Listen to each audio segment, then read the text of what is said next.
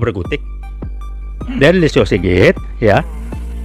Saya nggak tahu Prabowo nunggu apa lagi untuk tidak mengganti Listio Sigit.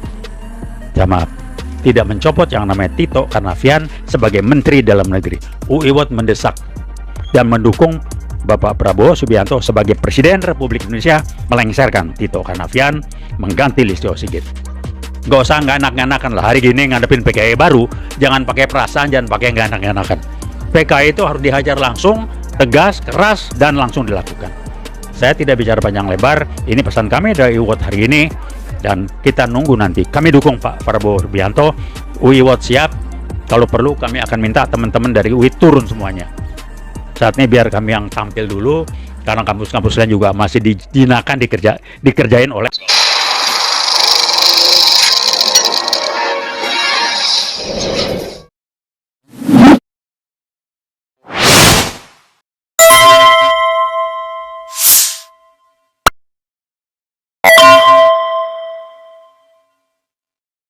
Assalamualaikum warahmatullahi wabarakatuh.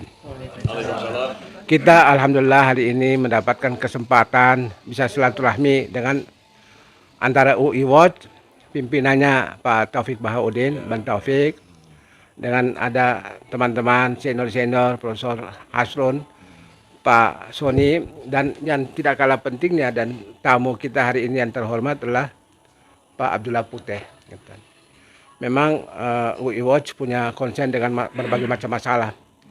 Tapi kebetulan masalah yang sangat mengemuka hari ini adalah bagaimana kita mencermati perkembangan dalam soal-soal yang berhubungan dengan Aceh dan negara kita tercinta.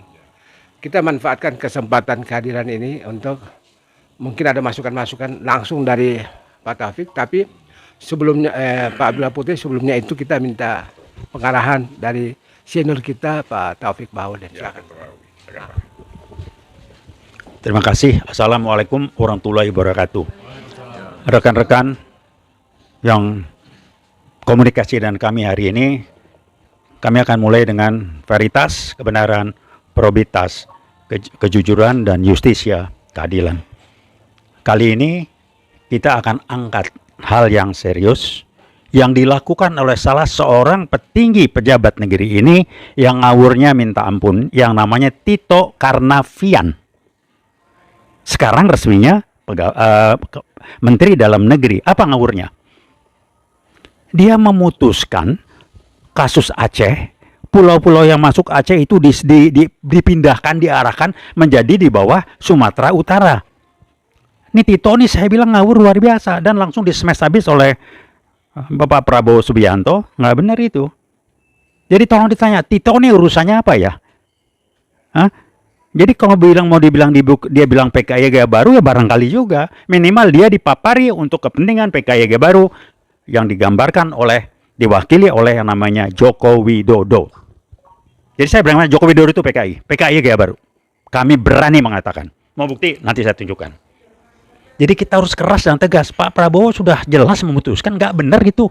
Tito berhentilah, kalau dia punya rasa harga diri, dia mundur.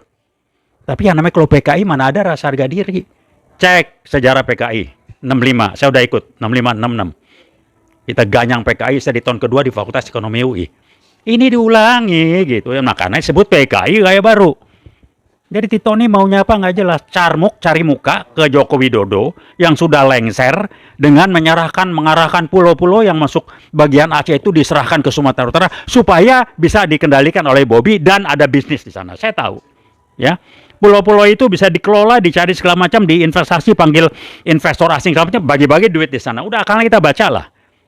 Jadi saya nggak tahu Prabowo sudah tegas mengatakan dan Tito tidak ada muka malunya untuk mundur. Kalau dia punya integritas dia mundur, malu dia. Cuman PKI gaya baru yang tidak punya rasa malu. Jadi rekan-rekan Anda, kita cermati dan saya harus bicara keras kali ini. UI Watch harus bicara keras. Kami merepresent pemikir-pemikir dari UI yang kebetulan kampus-kampus ini bayangkan masih dibuat tidak berkutik, kami yang berkutik. Tidak ini bisa membayar kami. Jadi kembali buat Tito Karnavian, Anda dipaparin PKI gaya baru, urusan apa Anda memutuskan?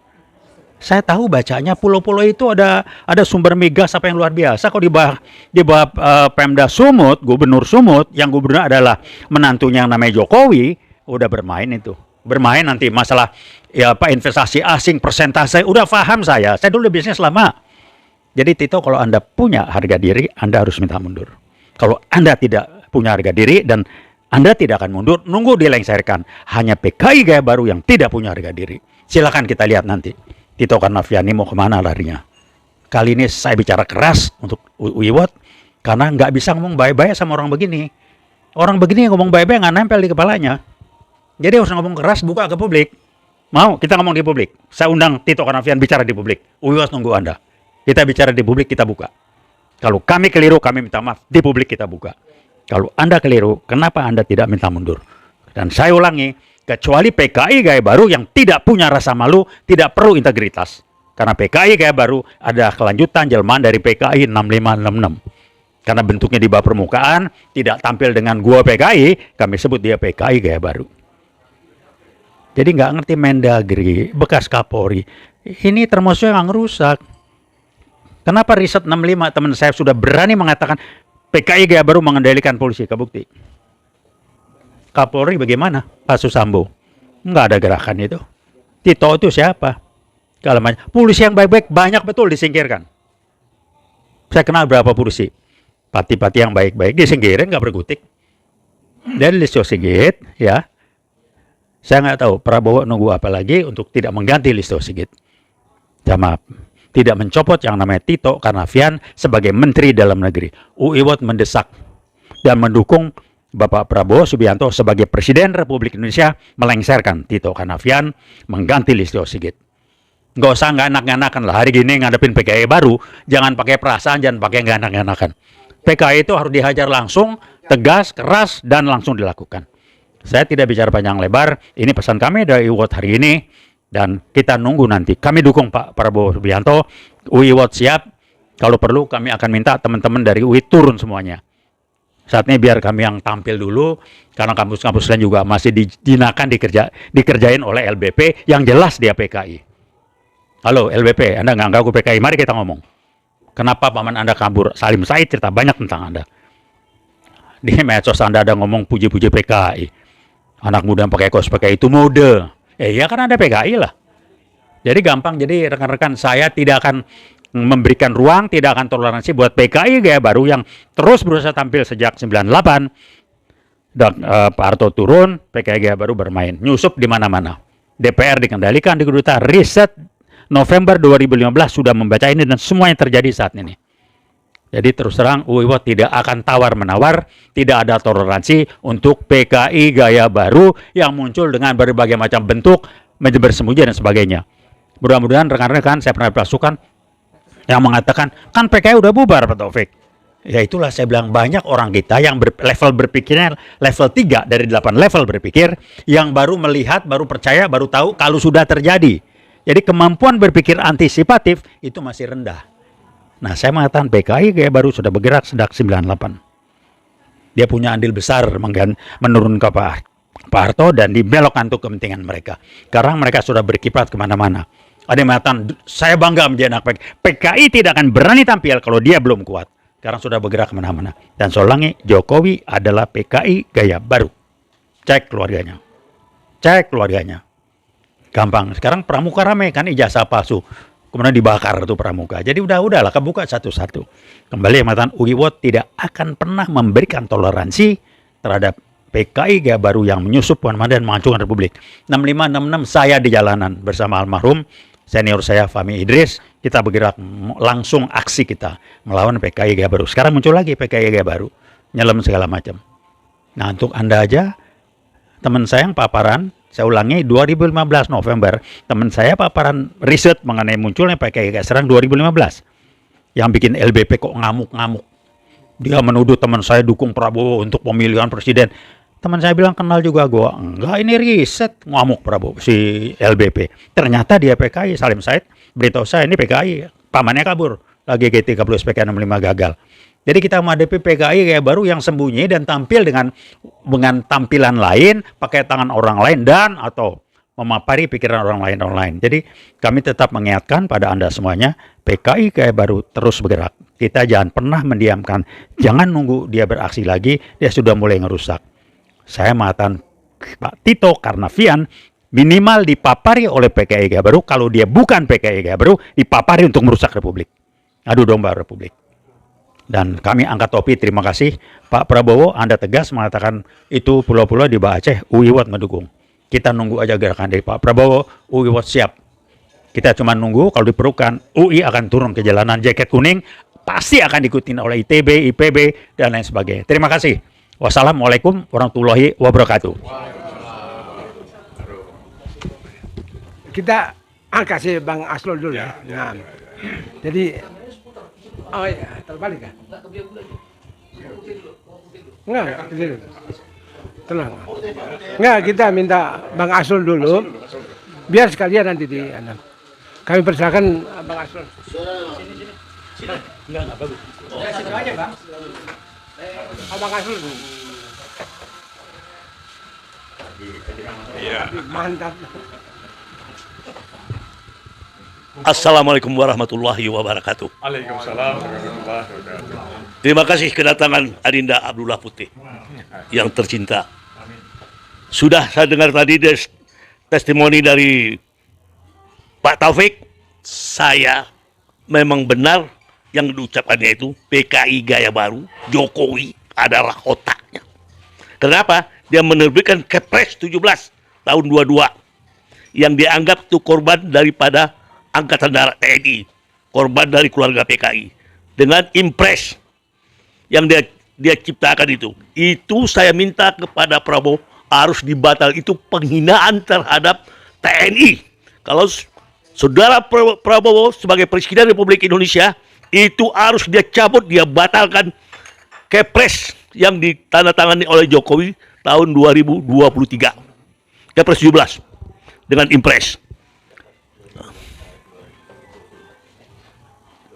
Sekian, terima kasih. Itu saya minta kepada Prabowo. Wabillahi taufik wal hidayah. Wassalamualaikum warahmatullahi wabarakatuh. Saya kira kita udah dengarkan ya, Pak Abdullah Putih. Masukan-masukan pengantar dari senior-senior kita yang terhormat. Jadi saya nggak ini ya, saya nggak perlu banyak-banyak, langsung aja ke Pak Abdullah Putih. Silakan. Langsung nih. Baik, Assalamualaikum warahmatullahi wabarakatuh.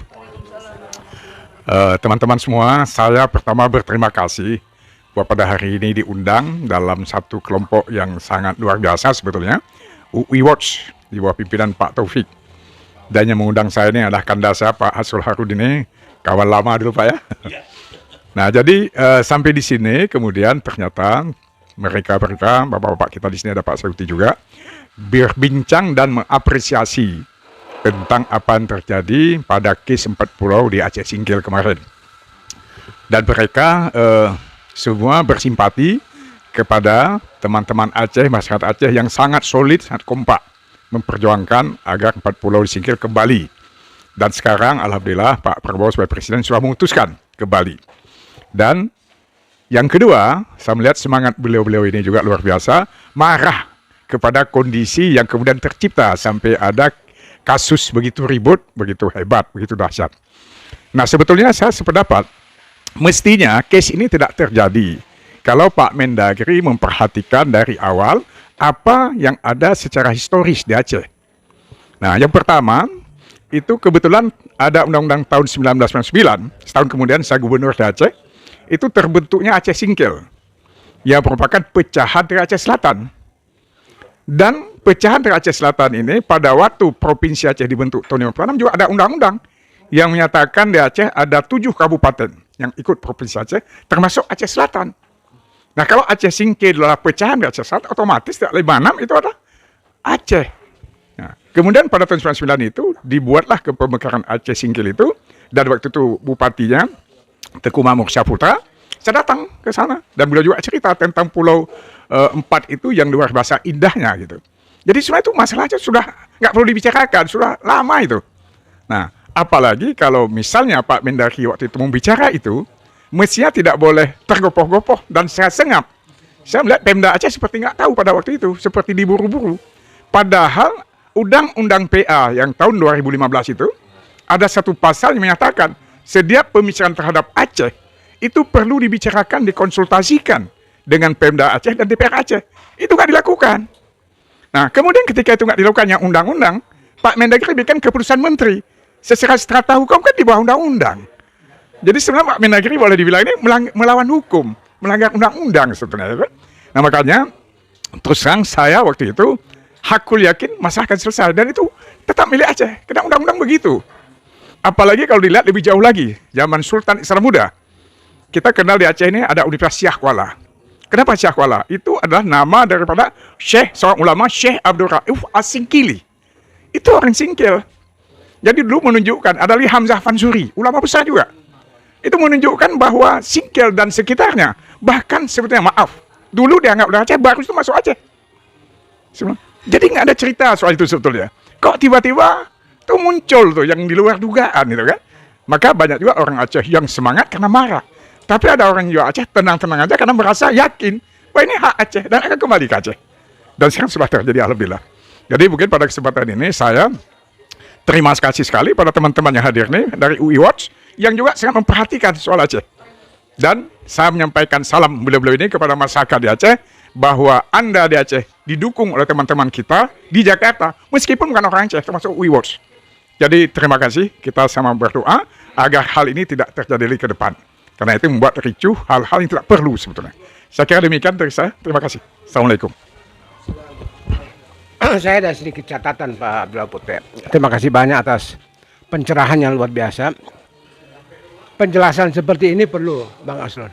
Jadi masyarakat supaya tahu. Terutama juga ada satu pengalaman sederhana ya. Tapi untuk menjelaskan bagaimana kita harus hati-hati terhadap Aceh. Aceh ini dulu, saya waktu di istana, memang banyak sekali dokumen intelijen. Yang kalau dikirim ke presiden, saya baca.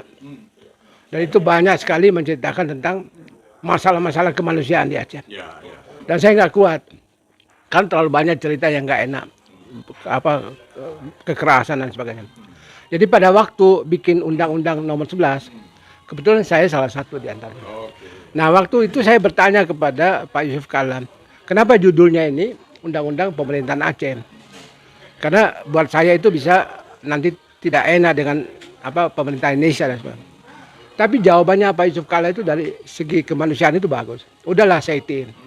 Udah terlalu banyak kekerasan berdarah, tindakan kekerasan dan sebagainya. Udahlah, biar jangan lagi terlalu banyak korban. Bikin aja. Jadilah undang-undang itu dengan sejumlah kekhususan.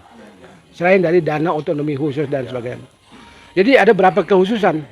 Misalnya daerah-daerah lain, itu pembangunan bisa para ulama hanya berdoa saja terakhirnya. Kalau di Aceh, mereka harus ikut serta dalam perencanaan. Ada dewan adat, ada dewan ulama, ada berbagai perangkat yang membuat mereka itu lain dari yang lain. Termasuk soal tanah juga. Itu ada kekhususan di sana. Jadi kita wajib kaget kalau tiba-tiba ada putusan yang melanggar semua kepatutan adab-adab dalam rangka semangat investasi. Saya kira ini perlu juga jadi catatan bahwa investasi itu dia harus ada dasarnya. Dasarnya itu adalah tatanan yang stabil. Orang nggak bisa membawa investor ke Indonesia kalau gayanya preman, ya kan? Main tabrak sana, tabrak aturan sini, tabrak. Investor juga takut. Bagaimana Pak Abdullah? Jadi saya kira kita harus dudukkan soal investasi. Jangan hanya atas nama investasi, semua aturan dilanggar. Akhirnya nanti investor ini juga digugat di kemudian hari. Jadi saya kira ini perlu diluruskan. Hubungan antara Aceh dengan Sumatera Utara yang bagus bisa jadi rusak karena tindakan kita oknum yang gegabah, tidak memperhitungkan hal-hal yang sensitif seperti itu. Jadi itulah yang membuat Pak Taufik Bahauddin tadi dengan semangat mengungkapkan mungkin kemarahan ya. Wajar lah, karena mestinya tidak ada apa-apa mestinya. Ya kan? Dibikin jadi masalah, kemudian seolah-olah selesai dengan pernyataan bersama. Semangatnya bagus, tapi dia tidak punya alas undang-undang. Status penyelesaian bersama ini secara hukum itu di mana tempatnya? Itu kan masalah. Kita selama ini selesaikan peraturan, bahkan peraturan perundang-undangan. Jadi ternyata ini masalah yang dibikin sendiri oleh kita. Akhirnya jadi timbul masalah yang biayanya terlalu besar. Tadi Pak Taufik itu menjelaskan ada mungkin beberapa hal yang belum disampaikan secara tuntas. Saya kasih kesempatan Pak Taufik. Tambahan sedikit aja.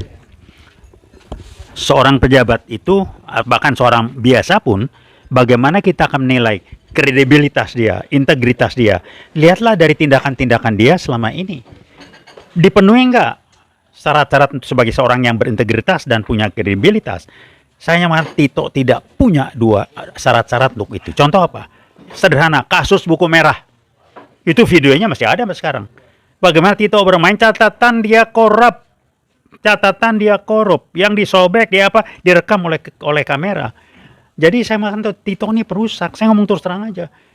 Pertanyaan menarik adalah kenapa kok didiamin? Kapolrinya siapa? Kan saya mengatakan PKI Gaya Baru, papan riset November 2018 mengatakan PKI Gaya Baru sudah kendalikan polisi. Kendalikan polisi itu oknum-oknum tertentu yang berperan itu dikendalikan atau dipapari atau memang dia bagian dari komunis Gaya Baru. Sehingga polisi-polisi yang baik-baik dibuat tidak berkutik, disingkirkan pelan-pelan. Jadi ada jabatan di polisi yang hebat dalam tanda petik, tapi tidak punya power dan tidak ada duit apa. Itu antara lain yang saya tahu adalah jabatan yang urusannya dengan dunia internasional. Ke Interpol, kemana itu ditaruh polisi situ. Itu polisi yang itu jabatan buangan namanya. Saya kira masih ada lagi yang lain. Tapi ya udahlah, yang jelas adalah bahwa inilah salah satu contoh bentuk realita bagaimana PKI Gaya Baru mengendalikan polisi. Jelas. Sambo tidak diproses, ya kan? Tito bermain. Saya kira silakan aja. Polisi yang baik-baik banyak lah kita nonton. Jadi kembali saya ingatkan pada Pak Tito Karnavian, kita bisa baca kelakuan Anda lah ya. Anda Jokowi boleh aja, itu hak Anda. Tapi tolong ingat, Jokowi PKI Gaya Baru. Jadi kalau Anda dukung Jokowi, bisa aja Anda dibayar dan atau Anda bagian dari PKI Gaya Baru. Urusan apa? Anda mengatur pulau-pulau itu buat menantunya Jokowi yang kebetulan jadi gubernur Sumut. Enak aja. Presiden Prabowo tegas kembali ke Sumut. Selesai. Dan maaf kembali ingatkan, Anda harusnya punya malu, Anda minta mundur. Tapi kembali saya katakan PKI Gaya Baru tidak punya rasa malu, tidak punya integritas dan sebagainya. Terima kasih. Mudah-mudahan publik memahami dan lebih mengerti siapa Tito Karnavian. Terima kasih. Wassalamualaikum warahmatullahi wabarakatuh. Assalamualaikum warahmatullahi wabarakatuh.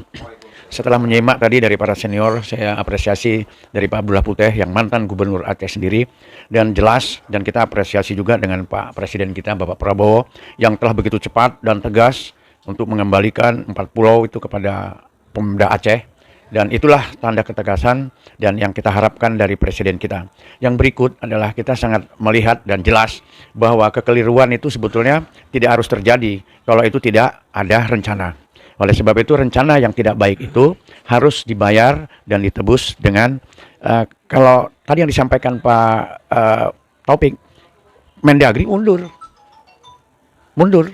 Kalau di Jepang itu udah mundur, mungkin menterinya bunuh diri kali. Ya, bunuh diri itu menterinya, ya kan? Ini karena membuat konflik yang besar itu. Alhamdulillah kita harus bangga masyarakat Aceh yang punya budaya begitu bagus, musyawarah yang baik, gubernur juga bagus. Tadi yang disampaikan Pak Abdullah Putih yang mantan Gubernur Aceh, bahwa ada sejarahnya. Makanya setiap keputusan itu ada alasnya, ada dasarnya, ya kan? Ini yang perlu kita pelihara. Mudah-mudahan dengan kesalahan atau kekeliruan yang terjadi tentang pulau di Aceh tadi itu, dan saya tidak mengatakan itu kekeliruan, pasti ada rencana, nggak tahu siapa yang merencanakan. Nggak ujuk-ujuk keluar skep, ya. Tapi Kepmen itu terlalu rendah, masih ada undang-undang lagi. Oleh sebab itu, ke depan, jangan sampai terjadi lagi seperti ini. Itulah dia yang menjadikan konflik antar daerah. Alhamdulillah, kita apresiasi dengan Presiden kita. Sekali lagi, ya mudah-mudahan Presiden kita tegar dan lebih jeli lagi untuk masalah-masalah yang berikutnya. Karena masalah ini akan ada terus, ya. Oleh sebab itu diperlukan ketegasan seorang presiden. Demikian dari saya. Assalamualaikum warahmatullahi wabarakatuh. Terima kasih. Ada satu lagi. Komentar saya meminta kepada Jaksa Agung untuk menangkap Tito Karnavian karena kasus korupsi daging rekening merah yang diambil dicuri di KPK yang terungkap beredar sekarang ini. Itu adalah Tito Karnavian yang korbannya sudah patrialis akbar dari seorang hakim di Mahkamah Konstitusi. Ada. Itu kasus daging impor.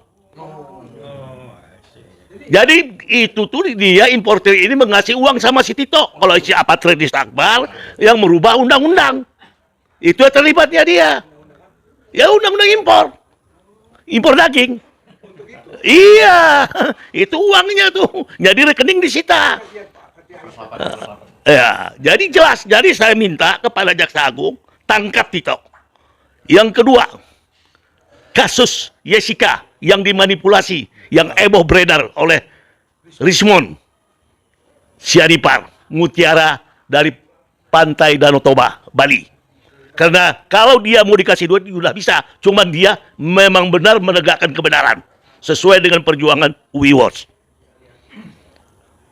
Jadi saya minta kepada Jaksa Agung atau Presiden Prabowo perintahkan Jaksa Agung. Tangkap Tito itu. Sekian, terima kasih. Wabillahi taufiq wal hidayah. Wassalamualaikum warahmatullahi wabarakatuh. Terima kasih Bang Aslun. Luar biasa. Kita teruskan ke mungkin terakhir. Baik, saya kira ini teman-teman sudah bicara semua. Dan kalau kita lihat nuansanya adalah bersimpati kepada Aceh. Dan juga agak sedikit marah lah pada bapak-bapak kita yang membuat suasana gaduh ya. Termasuk yang disebut tadi Pak Mendagri atau siapa lagi ya. Nah oleh karena itu saya kira sekarang begini. Ini juga mungkin jadi perhatian kepada bapak kita di pusat. Aceh ini otonomi khusus. Karena Aceh khusus, maka ada beberapa hal berkaitan kebijakan. Misalnya sejak 2005 berlakulah otonomi khusus di Aceh. Pembagian hasil misalnya sumber daya mineral. Kalau daerah lain mendapat 30%, pusat 70%, Aceh sebaliknya. Tapi dalam praktek sampai hari ini sulit itu untuk diketahui betul nggak kita dapat 70%. Karena setiap yang muncrat dari bumi Aceh, minyak dan gas itu, orang Aceh nggak pernah bisa hitung gitu kan. Nah oleh karena itu, barangkali pemerintah pusat sudah waktunya lebih jujur dalam bersikap dan melihat Aceh. Katakanlah kalau saya mengusulkan, selain otonomi khusus, kasih kepada Aceh perhatian khusus gitu ya. Nah Aceh ini kan sudah 3 kali nih, ada dulu DITI, kemudian ada Perang Cumuk, kemudian ada GAM, ada PKI tahun 66. Nah jadi orang Aceh ini kalau kita lihat sekarang ini seperti orang luka dan luka. Nah kejadian 4 pulau kemarin itu seperti mencungkil bekas luka, sakit sekali sebetulnya. Sakit itu sebenarnya. Sedih juga saya. Melihat masyarakat Aceh kadang-kadang kurang diperhatikan oleh pusat. Misalnya ada, waktu saya gubernur aja, kita punya undang-undang ISMA waktu itu. Tapi kalau kita bicara tingkat nasional, teman-teman di pusat tuh nggak lihat itu punya Aceh. Seperti biasa-biasa saja. Misalkan ada yang khusus, gitu kan. Hari ini, Aceh itu menurut data statistik, itu adalah provinsi termiskin di Sumatera. Coba, tolonglah pemerintah pusat berperhatian. Gubernur kita bekerja, Pak Mualim itu luar biasa. Tapi kalau uang nggak ada, bagaimana dia bisa bekerja? Jadi mungkin momentum ini tolonglah pusat perhatikan Aceh. Karena Aceh sangat menderita. Ya. Jangan lagi tambah luka di atas luka. Itu aja saya. Ya. Itu dulu waktu dulu undang-undang Aceh itu nomor 11 itu sedikit memang karena kita berusaha untuk tidak banyak namanya peraturan pemerintah dan seterusnya untuk menerjemahkan undang-undang di lapangan. Nah ternyata kemudian sesudah undang-undang disahkan banyak teman-teman dari Aceh bolak-balik ke pusat untuk tanya pelaksanaannya dalam bentuk peraturan pemerintah dan lain-lain itu tidak dibikin. Jadi itu menurut saya sih yang tadi dibilang kurang jujur gitu. Pemerintah jujur bahwa jangan hanya menyenangkan dengan membuat undang-undang, tapi peraturan pemerintah untuk pelaksanaannya tidak dibikin sama aja. Jadi kasihan juga mereka bolak-balik. Saya mau tanya sejauh mana sih sebenarnya itu pelaksanaannya? Kalau pada waktu saya dulu di Aceh, memang undang-undang otonomi khusus belum berlaku ya. Dulu tapi ada undang-undang ISMA Aceh. Tapi hampir mirip gitu. Tapi dalam pelaksanaan undang-undang atau peraturan yang sudah khusus ini, ketika kita tiba di tingkat nasional, itu lebih keras lagi, mau dibawakan nggak ada suasana yang biasa gitu. Jadi kita, susah lah Pak David ya. Nah jadi mungkin kalau sekarang ini kita nggak punya depen seperti zaman Pak Harto dulu, setiap undang-undang itu dianggap sudah diketahui masyarakat, mungkin ada juga sekarang harus setiap undang-undang yang ada itu disosialisasikan, sehingga masyarakat tahu dan juga tidak hanya masyarakat Aceh, masyarakat Indonesia yang lain juga tahu bahwa di Aceh ini mestinya ada kekhususan yang diberikan suasana khusus. Itu belum saya kira ya. Jadi itu barangkali supaya, nah seperti sekarang misalnya, Sudah jelas Aceh itu termiskin Sumatera. Kenapa agak pemerintah mengambil satu sikap, wah ini harus ada program begini, supaya ini bisa muncul lagi, baik kan? Kalau diserahkan kepada Aceh, memang Aceh keadaan miskin, keadaan masyarakat juga masih begitu. Jadi susah bangkitnya. Apalagi ditambah masalah-masalah politik seperti kemarin itu kan. Nah, jadi ini harapan saya, semoga pemerintah lebih memperhatikan lah. Kita kan saudara, sama-sama saudara. Dan Aceh kalau disebut era modal itu tiba-tiba. Jadi ketika kita Aceh dulu ditanya merdeka, apakah Indonesia merdeka, waktu itu DKI udah jatuh juga, Jogja udah jatuh, tinggal hanya Aceh. Bicaralah Agus Salim, Aceh masih ada, itu bukan disebut modal. Jadi saya kira bukan Aceh ingin berlebihan minta macam-macam. Hal-hal begini perlu ada perhatian supaya orang Aceh merasa juga diperhatikan. Gitu. Terima kasih. Saya kira dengan demikian, alhamdulillah kita selesaikan acara pada sore hari ini dan berterima kasih ada tamu-tamu yang terhormat sudah memberikan pendapatnya. Dan kita dengan semangat bahwa Pak Gubernur, mantan Gubernur mengungkapkan perasaan harunya ya. Ini juga karena membayangkan yang memimpin Indonesia sekarang adalah Pak Prabowo yang sangat hatinya itu sangat halus dan tersentuh dengan masalah-masalah kemanusiaan dan keadilan. Jadi kita dalam posisi UI Watch ini seperti tadi harapannya Pak Taufik, Bang Taufik Bahodin bahwa kita mendukung kepemimpinan yang mengedepankan hati nurani. Dan kritik-kritik kita kepada para pejabat yang tanda petik menyebabkan banyak masalah seperti ini bagian dari cinta kita kepada kepemimpinan itu supaya bisa lebih efektif. Nah, jadi itu sebenarnya supaya lebih Indonesia tidak bisa dibiarkan terlalu lama dalam keadaan seperti begini. Kita harapkan mudah-mudahan bisa segera mendapatkan jalan keluar. Terima kasih. Billahi taufiq wal hidayah. Wassalamualaikum warahmatullahi wabarakatuh.